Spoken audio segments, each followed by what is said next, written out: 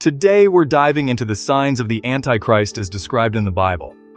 Let's explore these signs together. The first sign is the emergence of a charismatic leader. This figure captivates the masses and draws people away from true faith. In Matthew 24:24 we read, "For false messiahs and false prophets will appear and perform great signs and wonders to deceive, if possible, even the elect." Next, we see the ability to perform deceptive miracles. These wonders can mislead even the most faithful believers. 2 Thessalonians 2:9 says, "The coming of the lawless one will be in accordance with how Satan works. He will use all sorts of displays of power through signs and wonders that serve the lie." The third sign involves widespread global influence and authority. This leader will have significant power over nations and governments. Revelation 13:7 states, "It was given power to wage war against God's holy people and to conquer them. And it was given authority over every tribe, people, language, and nation." Sign number 4 is economic control over commerce and trade. The Antichrist will impose systems that limit freedom and choice.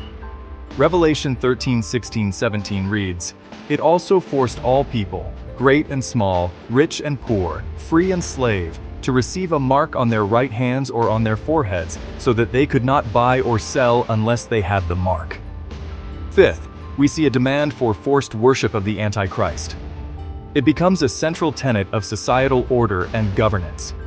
Revelation 13:15 tells us, "The second beast was given power to give breath to the image of the first beast, so that the image could speak and cause all who refused to worship the image to be killed."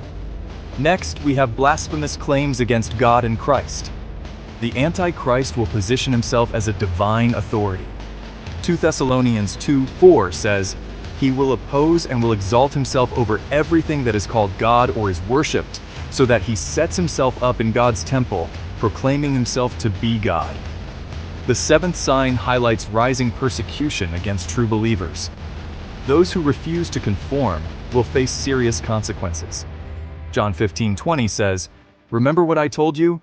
A servant is not greater than his master. If they persecuted me, they will persecute you also." Sign 8 portrays a rapid moral decay in society. Traditional values will be undermined and evil will be called good. Isaiah 5:20 warns, "Woe to those who call evil good and good evil, who put darkness for light and light for darkness." Ninth, a denial of Christ's imminent return will be prominent.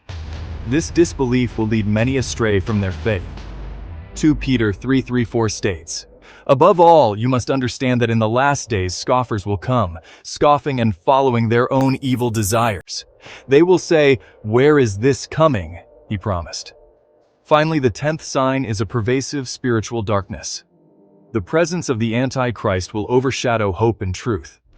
Ephesians 6:12 reminds us, "For our struggle is not against flesh and blood, but against the rulers, against the authorities, against the powers of this dark world, and against the spiritual forces of evil in the heavenly realms."